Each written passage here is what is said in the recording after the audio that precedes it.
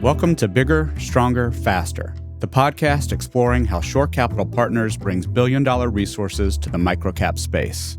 In this episode, we talk about the Shore University Leadership Academy. The Leadership Academy is a 6-month mini MBA in leadership. Each Leadership Academy kicks off with a 1 to 2 day in-person experience, followed by 2 virtual sessions per month for 4 months, and then we wrap up the experience with a full day in-person finale. Sessions focus on developing individually as a leader, investing in and leading a team, and ultimately applying that to building and scaling the business. But to better understand the why behind Leadership Academy, I wanted to start with the original idea and talk with Michael Burcham, who first launched it. Michael, you started the first version of the Leadership Academy a couple of years ago, really kind of combining your career as an educator and as an entrepreneur and with your role as a lead independent director. Will you just describe where the Leadership Academy idea came from and why you got it started?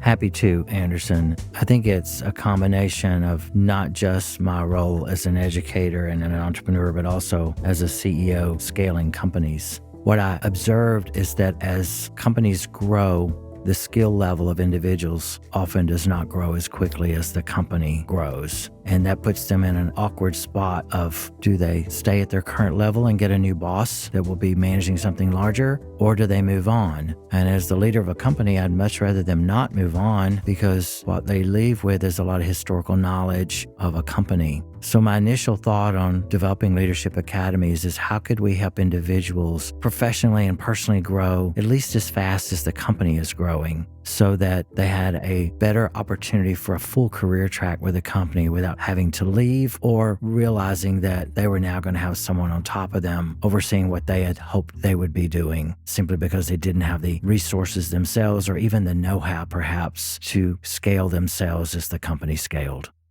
And put that in a little bit of context as it relates to Shore and the private equity space and microcap space and the kind of holding period. How do you prioritize that as the leader of a company, given the demands, the high growth demands, and all of the competing priorities?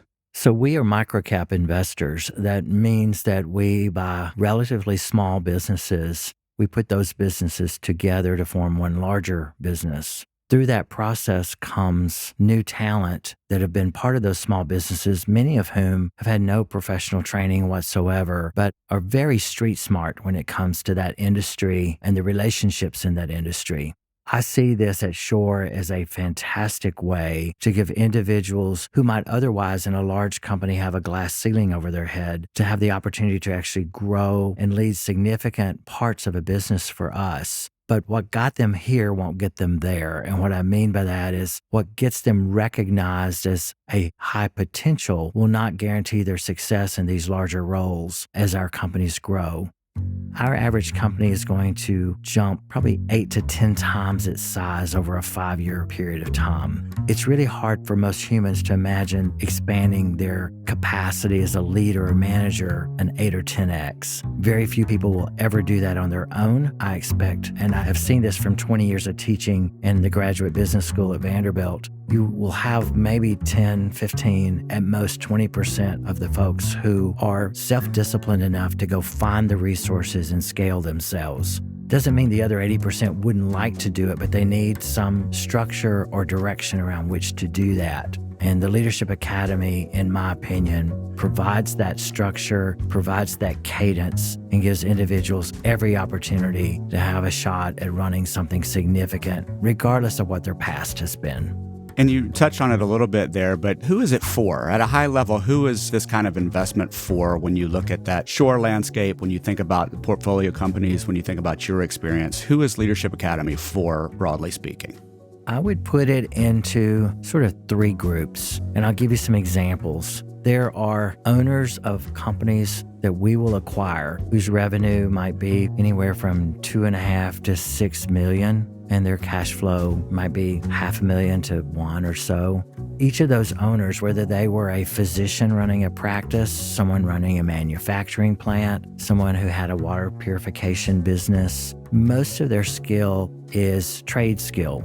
They were trained as a clinician. They were trained in a trade. They were trained in a method of water purification but no formal leadership skill. And as a result, and I've watched this as an angel investor over years, is these smaller businesses will grow and then they flatline or shrink slightly because the leader is so busy getting customers, serving customers, taking care of patients. They fail to invest in a team. And so the team around them becomes somewhat unstable over time. Better people who can grow faster move on, and they're left with what I would call a marginal group of folks to try to help them grow their company. So the first group of who it's for are those entrepreneurial leaders who joined us, and I want to complement all of their technical and clinical skill with leadership skills so they can really help a team be more than they imagined they could be. That's kind of bucket one. Bucket two is that there are individuals who join us at an early phase of a company that take on roles in human resources and business development and operations, that when the company is now 4 or 5 times that size, their entire management thesis had been really telling folks week to week the things they needed to get accomplished, equated to almost being the ringmaster of your own little circus. But when you're having to scale, you must learn to lead through others and not really create work lists for others. When things grow to this sense that you can no longer see and touch everything yourself, you somewhat get in trouble. So the second bucket of opportunity is for those types of individuals who we know can manage and lead really well at a smaller scale, and we're trying to provide them tools and resources that teach them how to lead in a very higher order way with a much bigger group. I'll say the third category is that there are a number of individuals who become part of the Shore family through an acquisition that may have worked for that entrepreneurial founder, may not have been hired by Shore, but these individuals hold an enormous amount of value to our companies and would likely be quite capable of emerging as a great leader with some investment in them. Most small businesses do not have the bandwidth or resources, for that matter, to invest in those individuals. And I firmly believe if we took the time to invest in their professional development, we would see individuals rise to the occasion and become exceptional leaders. And otherwise, they might get overlooked because they came to us with part of an acquisition. They didn't come to us with a resume that you would think, wow, this person's going to be a great leader, but they have all the inherent skills to be a great leader if we simply invest in them. Those are the three I tend to think of, Anderson. So as I listen to those three categories, Michael, it's not really about how old you are or whether you're an emerging leader. It's really about where you are in your company and how your company needs you to scale as it scales. You're right, Anderson. It's also about what opportunities you've had up to this point to really demonstrate and do leadership, the work of leadership, I'll say. There are many folks that have worked somewhere 20 years, but they have 1 year of experience 20 times, meaning they're doing the same thing year over year, and their capacity to lead has not grown at all because they may only oversee 3 or 4 people, and they all sit in the same space, and it's very easy to direct individuals' energy from that view. So it's really not a matter of age. We have folks in Leadership Academy that are quite young and they're early and mid-20s, and we have folks that are in their mid-60s, and they all are talking about the skills that they are acquiring through this process that they have never had the opportunity to have before. To Michael's point, I wanted to ask both a seasoned leader and a younger leader who have completed the Leadership Academy about their experiences. Mellissa Chester is the Vice President of Service Excellence at Navia Benefit Solutions. In addition to having years of experience and an MBA, Mellissa has taken part in numerous professional development opportunities over the years from a variety of different sources. I asked her to describe in her own words the Leadership Academy and to talk about the relevance to her at this stage of her career.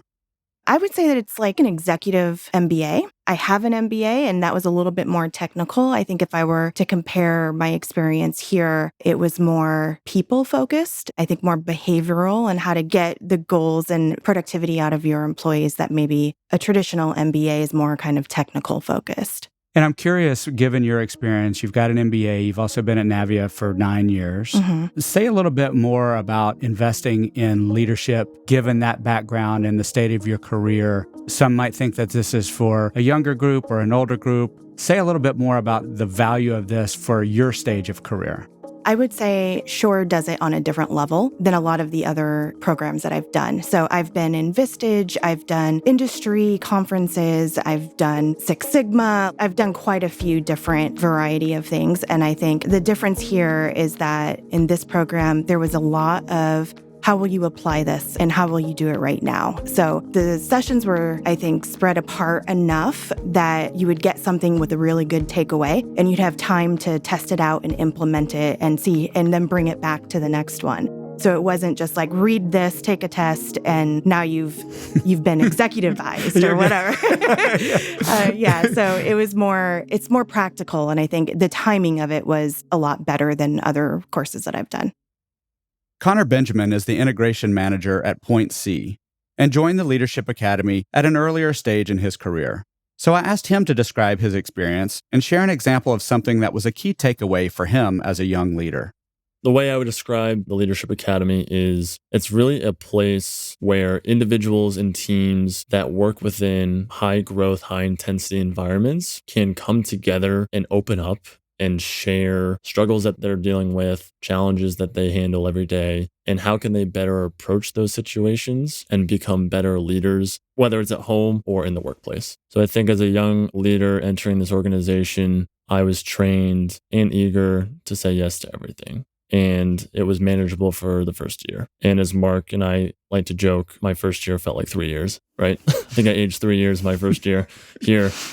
And I think being a part of this program, one, instilled the confidence that, hey, the organization sees me as a leader. And two, that leaders aren't expected to take on everything. And the best leaders actually prioritize every day or every week what needs to be worked on and what can be deprioritized. And so I think I've become comfortable starting to say no, or starting to hand things off, knowing that other projects need to be prioritized and taken care of and will bring more value to the business, and learning how to communicate that. So just having that confidence to approach that conversation. Yeah. So one, knowing your limits, and then having the ability to say no, but also not just say no and leave it at that, but to explain, okay, here are the 100 things. My best guess is I have time for 15 and capacity for 15. Help me prioritize which of these. So in that sense, they also either validate or help you say no to some things too, right? Right. And going through that process, as I start to work with other team members, they'll say, hey, how should I prioritize this? Or is this as important as everyone's saying it is? So it's just being able to reflect on how they've approached that on their ends and how I can kind of pass that along.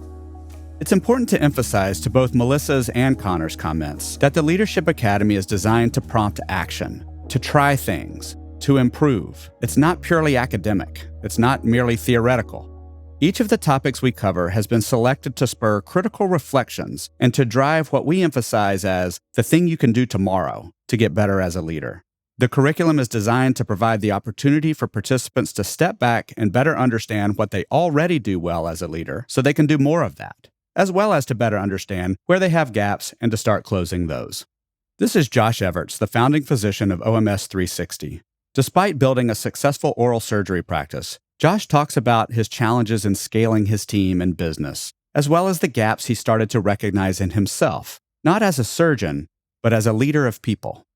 I think growing a practice in medicine is no different than scaling a business in any industry. And so understanding at what point certain things need to be scalable and at what point certain people need to back off and allow somebody else to take over for a certain category. I learned that the hard way. I tried to be the office manager and the marketing person and the billing coordinator for the first few years of our practice. And although that was a great education in how to run a business, it was not sustainable. And so as I started to realize that I need to find a way to put the right people in the right place, I was able to then allow myself to get out of the way of the growth of our own business. As a leader in your practice, you quickly realize there are various things that you're good at, various things that you're maybe not as good at. And the ability to do that is one thing, but then the ability to understand what it takes to maybe improve other things that you don't quite understand is a little bit difficult. It's not a great, clear path to improving upon those things and even getting the perspective you need outside of yourself and outside of your practice to help bring that in. Now, you can bring in consultants and you can bring on outside help to then affect the way that you personally view leadership as it relates to your practice. Takes an effort like an academy, a way where we can somewhat go back to school and dive deep into concepts that have never been presented to us or maybe been been loosely presented and we don't know how to apply them to the current practice of oral surgery. And so the Leadership Academy has essentially leveraged that same thing that we desired in residency, which was the tools and tricks and capabilities of performing surgical procedures, but changed that into how do I perform business-related skills and talents and abilities inside of our own practice.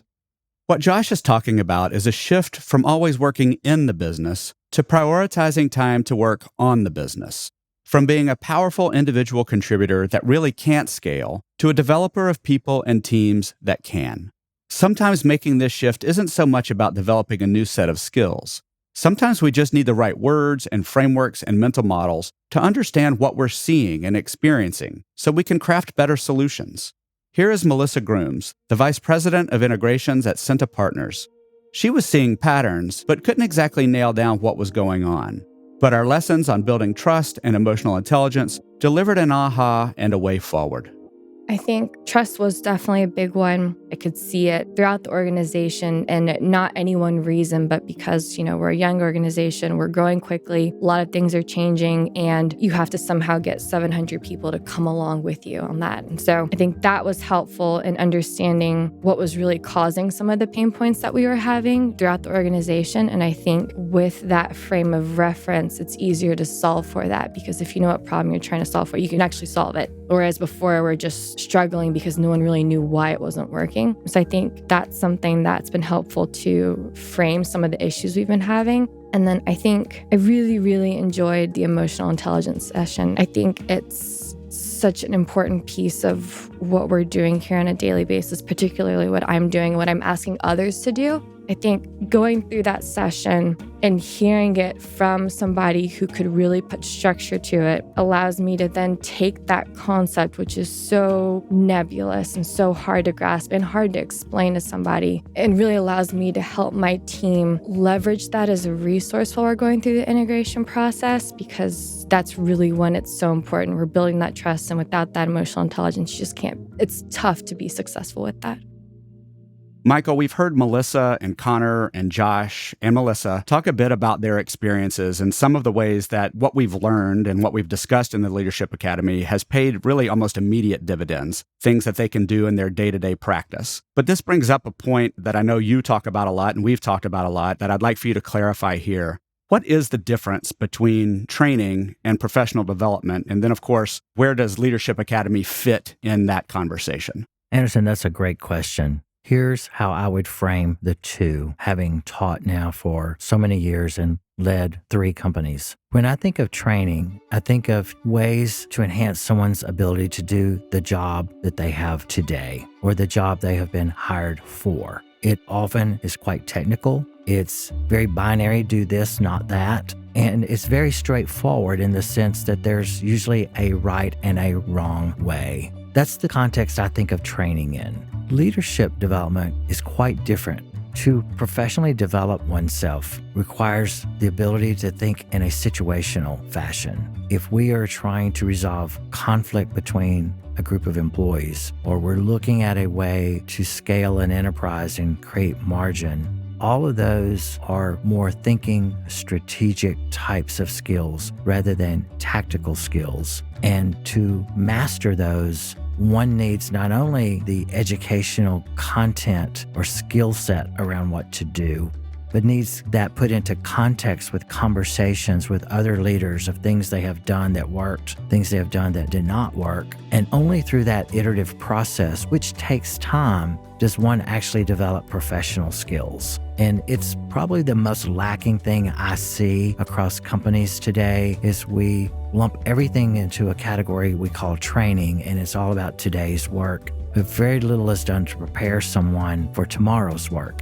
And leadership development is all about tomorrow's work. Developing a leader takes one being very thoughtful about where will we be in a year or two, and how do I help this individual prepare themselves to be a significant leader at that juncture when we get there. Developing as a leader is a process, and it takes time. It requires some trial and error, as we've heard, but it also requires some individual reflection and personal investment as we refine our practice.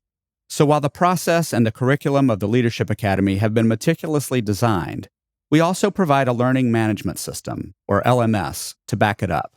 So in addition to being able to access all course materials and recorded sessions at any time, The LMS houses a curated leadership library of articles and podcasts and videos, as well as self-driven learning opportunities with content that complements and deepens the core curriculum. So every participant can go as deep as they want on any topic that feels most present and most important to them, their growth, and their company. To wrap things up, I wanted to come back to Michael. Michael, we've done more than 15 leadership academies at this point. We have 5 active right now, and they've all grown and evolved from that first experience you led several years ago. We've heard here from leaders at various levels of their organizations with different experiences and in a range of roles in their companies. To wrap this conversation up, will you just put back on your CEO hat or put on your lead independent director hat and share who you would be looking for or how you would identify in those roles the talent you would want to invest in? Where are you looking for the people to send to a leadership academy? It's a great question, Anderson. First, I would look to who do I believe are high potentials in the company that have capacity and opportunity to do more, but likely need some skills to develop themselves further to do that well. That'd be my first group I would look at. The second is, given we are a highly acquisitive private equity firm, I would look at the acquisitions we have made and what natural talent existed there that may have been overlooked in the past for opportunity, or we might be at risk losing that individual without investing in them. And I would use it in an almost defensive way to demonstrate we want you here. I want to invest in you personally and professionally because we want you here for a long time. You add value. Sometimes when you're part of the acquired business, you get lost a bit or you feel you're not seen at all. And I think we lose really talented people over time because they have that belief and we don't do anything to dismiss that belief. So that would be another category I would look at. I think the third I would look at is I would look around my C-suite at some of my youngest members who likely have great opportunity to grow, but their entire professional development skill has been what they learned at an undergrad or graduate school. Their life experiences are quite limited at this point, and I have them in a role where I'm asking them to put their head down every day and work really hard so their opportunity to interact with other professionals who are a few years even ahead of them and leading is more limited. Because I believe putting them into a leadership academy with more seasoned leaders or people who just have more life experiences, they can learn through those collaborations and conversations without having to make all those same mistakes themselves.